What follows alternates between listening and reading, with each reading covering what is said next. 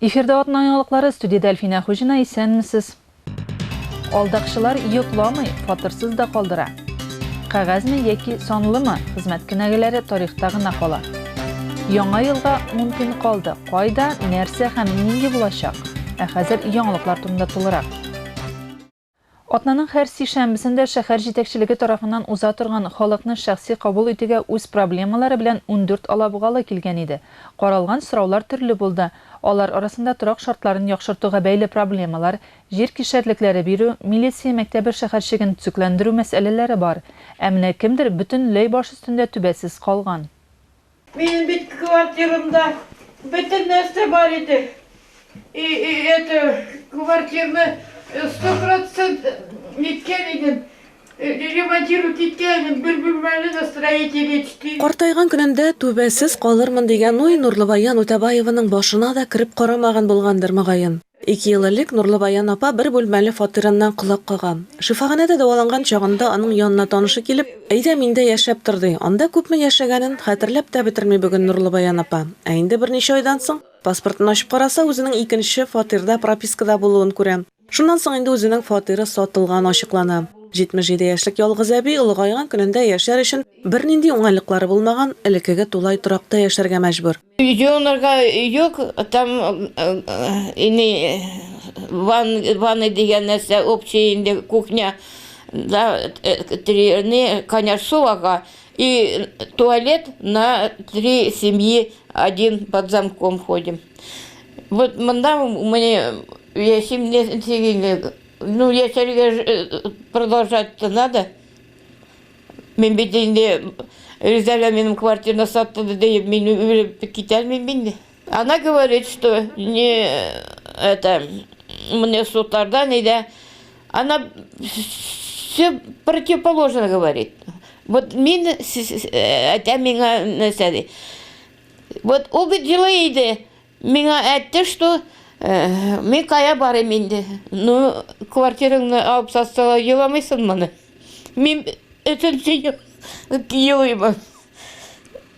Менің бет баруға бір қояда yok. Әбинең барлык байлыгы әйберләр белән тутырылган берничә тартмасы. Вакытлыча яшәгән фатирыннан алып чыга алган бар әйбере шушылар. Өстәвенә быелның ноябрендә Нурлыбаян әбине милкен саткан кеше әлеге фатирдан суд аша пропискадан да чыгара. Бүген әби шушы кечкенә бүлмә өчен 5000 сум түләп торырга мәҗбүр. Менә писем алырга бардым, писемне дә без алганнар. Симатикәдә бу айда вообще бер тиңсез калдым. Яры кешеләр булышалар. Миңа мен писемдә 10 000 генә барысы. Во-первых, меня около 2 месяцев держали в заперти.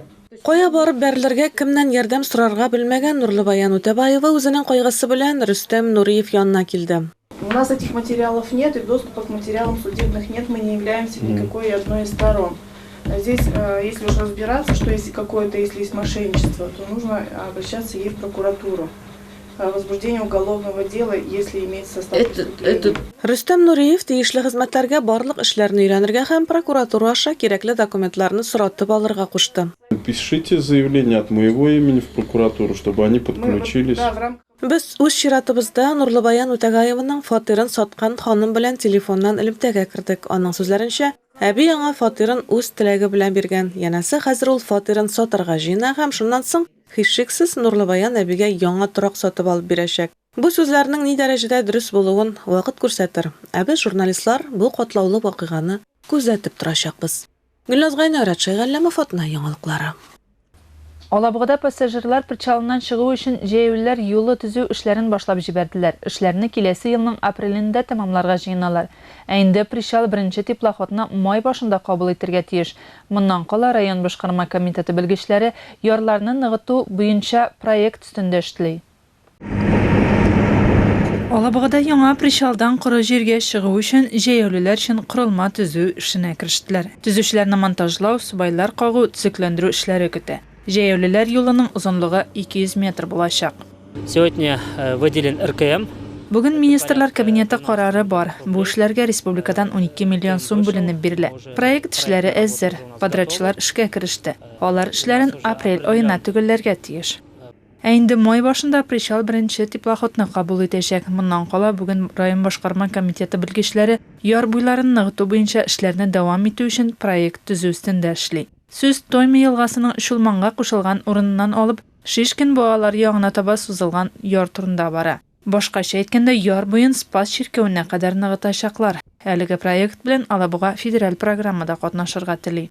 Вторая очередь под собой подразумевает это порядка... Икенче чиратта башкарыласы эш күләме 2,5 чакрымга сузылган яр буе. Биредә тотыласы акча 700 миллион сум тәшкил итә. Чыгымнар әлбәттә бик зур. Минем уйлавымча, бу бик кирәкле эш. Язгы ташу вакытында Тойма буйларыннан чыккан су 150ләп, 200ләп өйне баса.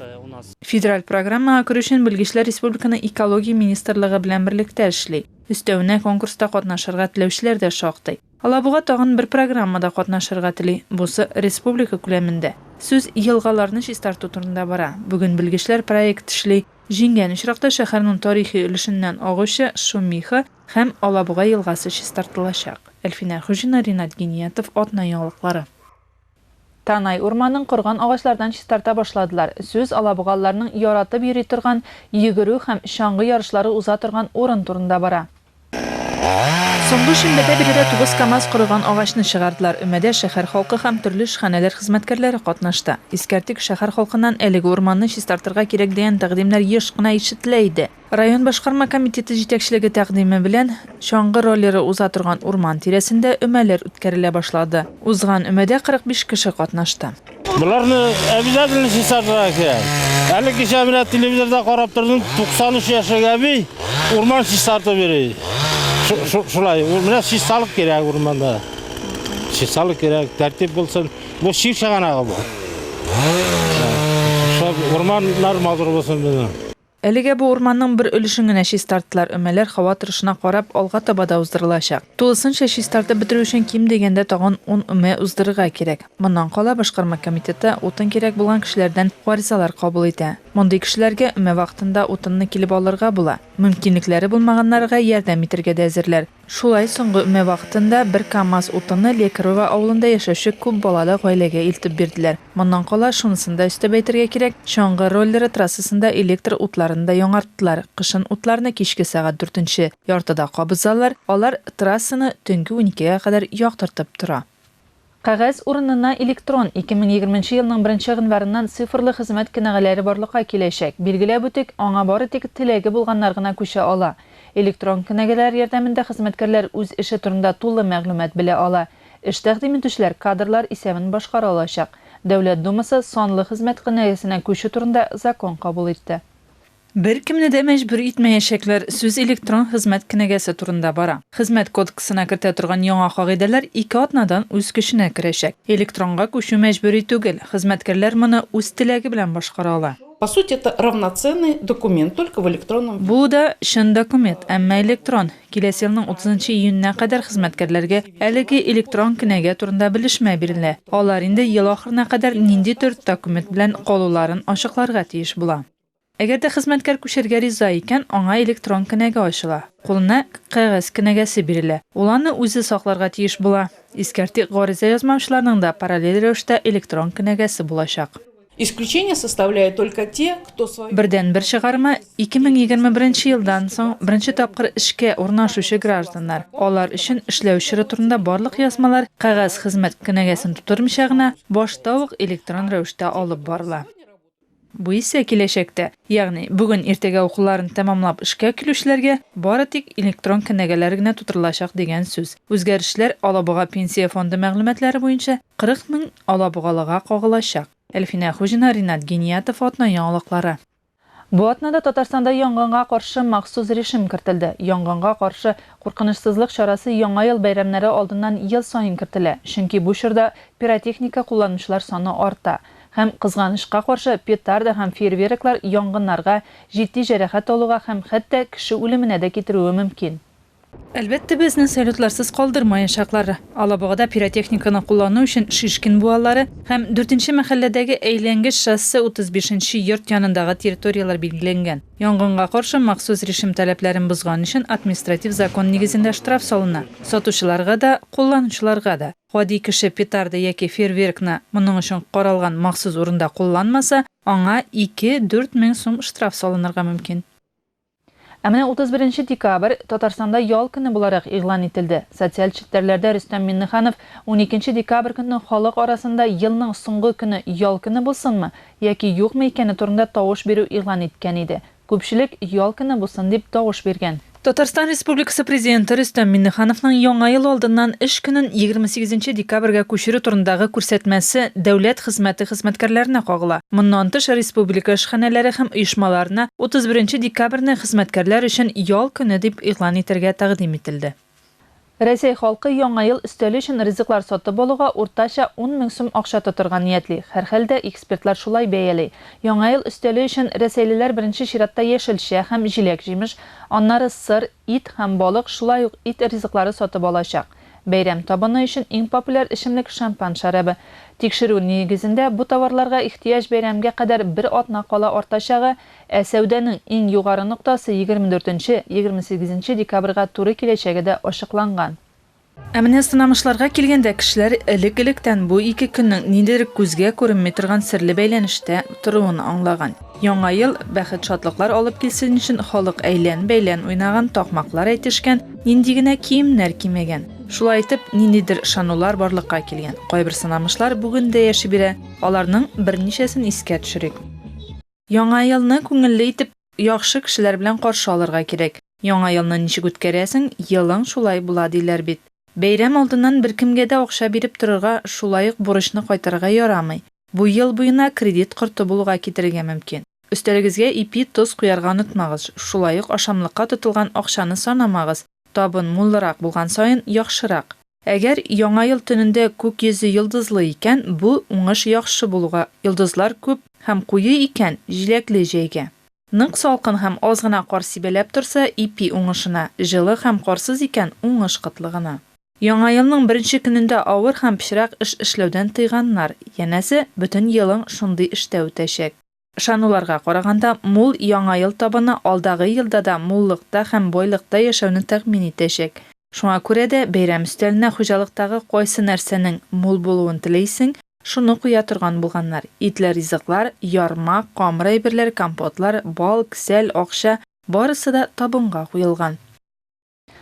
Алабугада яңа елга әзерләнү тулы көчкә бара. Иң мөһиме, шәһәрдә чыршылар куелды. Шәһәрдә яңа елда күңел ачу өчен 6 мәйданчык була. Быел үзәк чыршы Чебурашка мәйданчыгында яңа урында. Аның биеклеге 22 метр. Заманча төзүләр белән бизәлгән. Әйтергә кирәк, Алабуга чыршысы Идел буе районнарында иң биеге санала. Бәйрәмнәргә килгәндә төп чыршыны ачу тантанасы 25 декабрьдә уза. Алабугаларны 27-се Танайки 2 мәхәлләсендә, 30-ы 4-нче мәхәлләдә узачак бәйрәмнәргә көтеп калалар. 31 декабрь көнне яңа ел тамашасы Чебурашка мәйданчыгында узачак.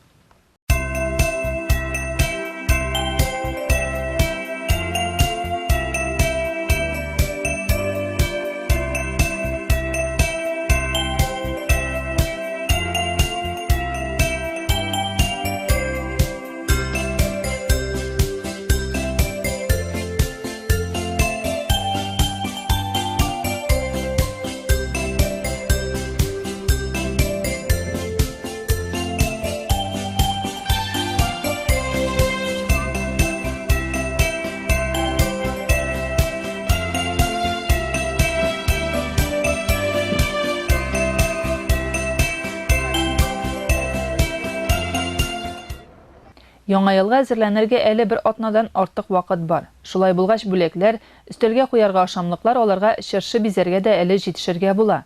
Ә без сезнең белән тагын бер атнадан соң күрешербез. Мин Әлфинә Хуҗина сезнең белән киләсе очрашуларга кадәр саубуллашам. Исән-имин булыгыз.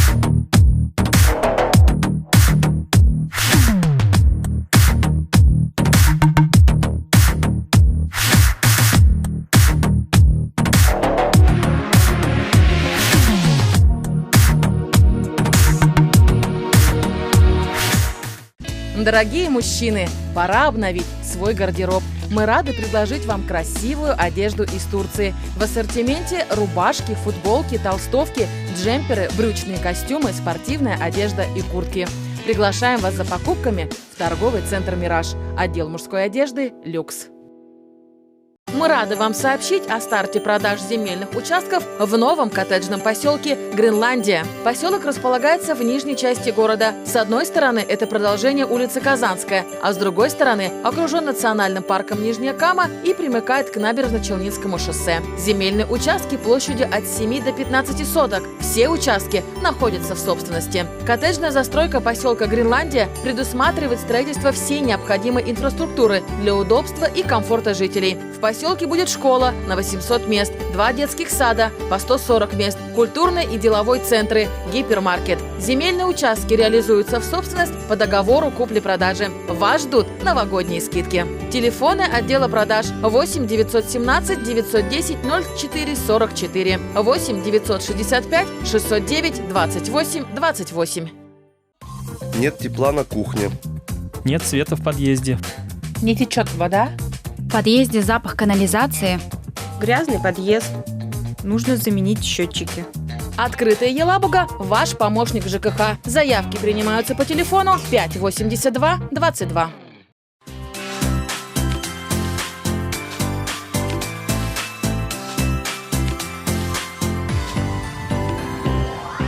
Мальчишки и девчонки, а также их родители.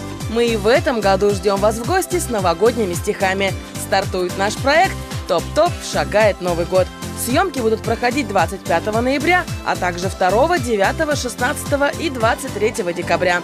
Предварительная запись обязательно. Поздравление платное – 350 рублей. Наш адрес – Марджани 32, телефон для справок – 379 73.